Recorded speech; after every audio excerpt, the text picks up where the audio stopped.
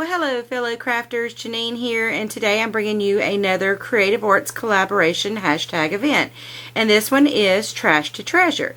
Now the idea of the event was to take items that you would ordinarily throw out that you're not going to use and turn them into objects of art. But for my purposes, I decided to take this hashtag event and show you how you can recycle and repurpose many different items around your house into arts and crafts storage. For instance, I recycled this coffee can into storage for my watercolor paint tubes so that nothing could be set on top of them and crush them or, cause damage to them. So if you'd like to see how I did this and how I repurposed lots of other items, just stay tuned. What I'm starting with is a coffee can, just a plain old coffee can.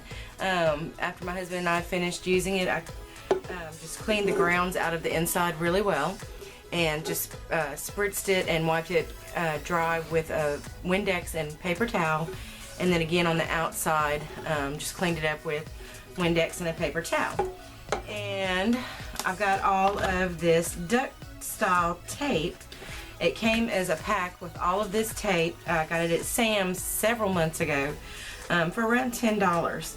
And so I've had a lot of fun with it, decorating recycled, repurposed items in my craft room to give them a more fun look and to dress them up and decorate them so that they would be pretty to display with all of my art and crafting items. So that's what I'm going to do with this can, is I'm going to cover it with one of these rolls of tape. Now, just looking around my craft room at what I've already got covered with this tape, one that I can see I haven't used a whole lot is this brown with this teal green, and it's really cute. So I'm going to go ahead and use that one to cover my can with. And there's a couple of different ways you can go about it. It really just depends on the pattern of your polka dots. So if you look at the difference, the way these two look. With this one, the way that the pattern worked a little bit better and lined up well was to place it on the can going this way, and it was easier to line the polka dots up. But with this one, you see how the polka dots are closer together and the way they're staggered. I believe it's going to be easier to go around with it and then line them up. So I'm hoping I'm right about that. Oh, and one other thing, of course you can use an X-Acto knife or whatever other sharp edge item that you have that cuts well. A pair of scissors, I've done that too. But I've got this little X-Acto style blade from Cricut, my Cricut toolkit, and so I'm going to be using that to trim my duct tape. So, and it's nice because the rim on these cans makes it easy to get it lined up and going fairly straight.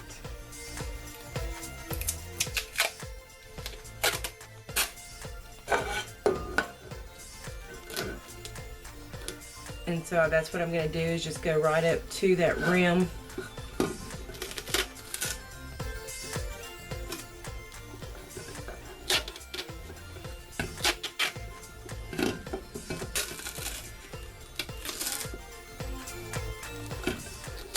If you get the first piece on pretty straight, and the rest of them go on fairly straight as well.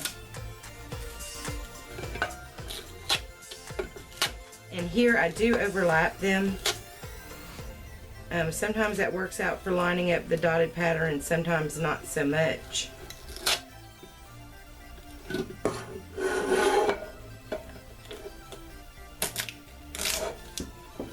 So I think the best thing to do is just accept that you're going to have one side of your project is going to be your seam side, and it's going to be what you face away from wherever you're displaying it. You face it towards the wall or whatnot. The second layer, so we need to line everything up, and you might have to overlap your tape a little bit to keep the pattern.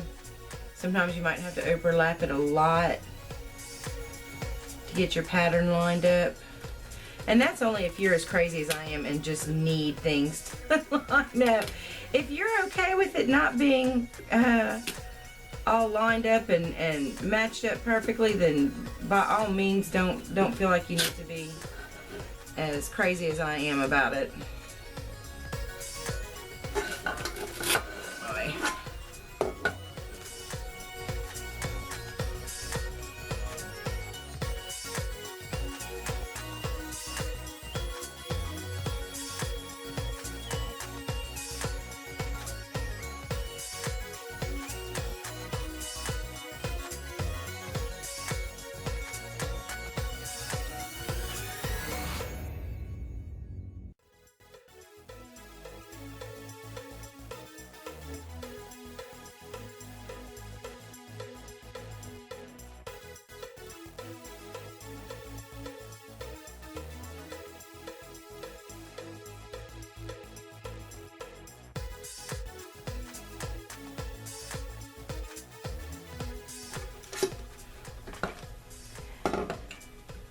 Okay, this is where you're going to need your craft knife, or maybe not. And this one, it's not that bad. And some of them that I've done, I had quite a bit of overhanging tape.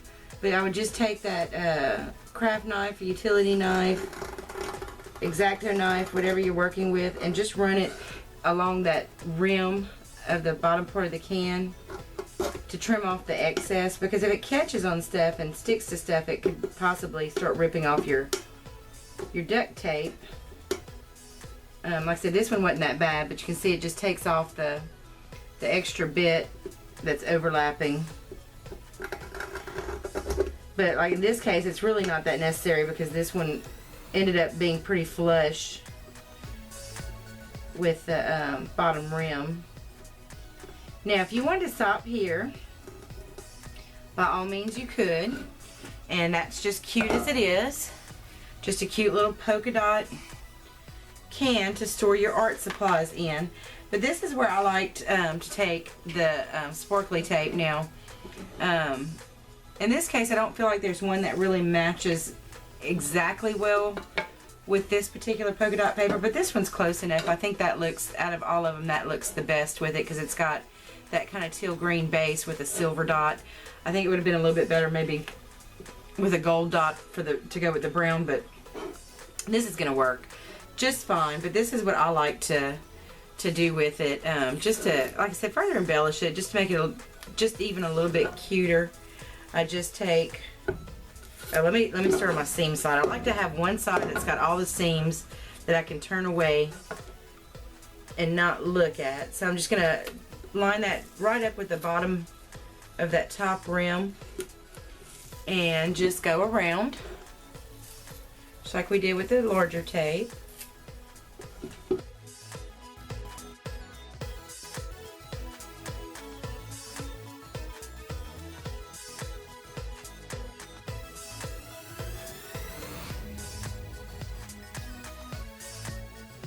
And then I like to give everything a good press all the way around. Make sure it sticks really well.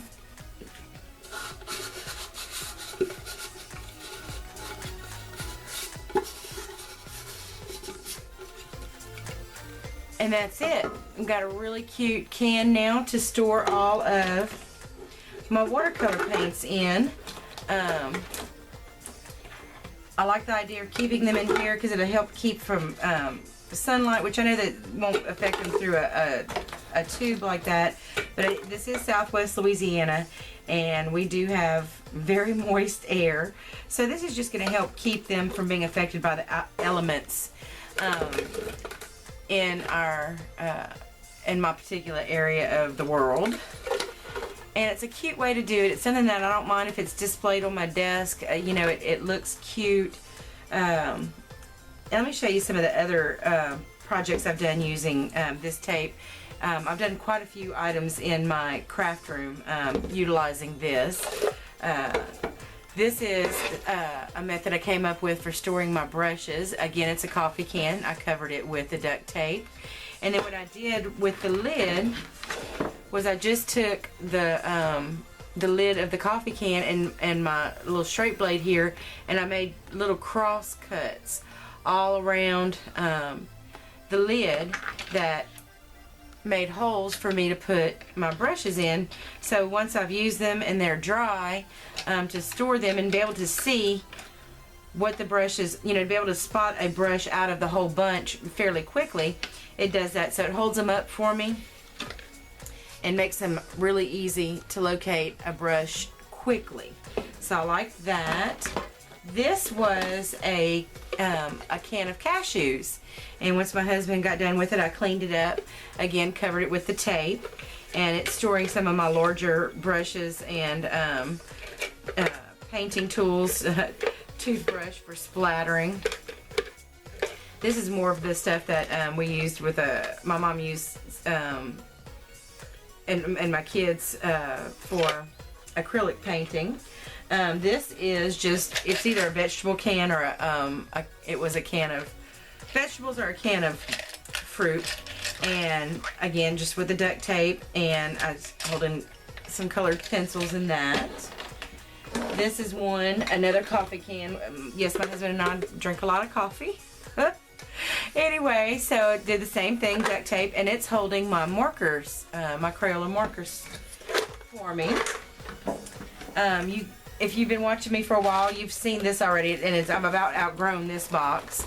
But this is a recycled shipping box that I just reshaped. It has been storing some dies, embossing folders, and photopolymer stamps for me, and other such paraphernalia. Some of my smaller stamping blocks. You can see are in the front here. I've got them handy, and they sit right in front of me, so whenever I get ready to sit down and start rubber stamping, my rubber stamps are right in front of me and ready to go, or polymer stamps. And for ink storage, for some of my ink pads, I just took, this is the lid, or this might have been the base of a monthly subscription box. Again, just applied the decorative tape, and then have been storing inks in it. And again, it's right in front of me. It's handy. I can just pull this box out, find the stamp of the color ink I'm looking for. And again, I'm about to outgrow this one, since my supplies are building up little bit by little bit. Let's see if there's another one. I think that just about covers it. Oh, there's one more. This is one where I've kept my ATG gun and then wet glues. I keep a lot of my wet, because I have so many different kinds of glue. I've got Mod Podge, I've got E6000 craft glue, Collage Podge, and this was a box that had 4 containers of Dole pineapples in it that we got from Sam's. So I just cut the top off, covered it with the cute tape, and now it's a box that holds all of my wet glues for me. And my ATG gun. So most of my craft room storage is recycled, reused, repurposed products that I've used in different ways. And one of these days I'm going to do a craft room tour for you guys. It's just, it never seems to be, I never feel like it's presentable, it's clean enough to show to you all. But anyway, I do appreciate you watching. Thank you so much. Please remember to rate, comment, and subscribe if you like this video. Leave me some comments below if you'd like to see more of my recycle, repurpose type projects that I do for storage and other purposes. And if you enjoyed me bringing these type of videos to you, of course you know these supplies do cost, and if you would like to help me cover those costs to bring more content to you, I'm going to link an iCard right here that you can click on to donate if you so choose. If you don't, please know that your watching is helping more than anything, and I do appreciate you watching my videos and commenting and subscribing. And as always, you have a very blessed day. Bye now.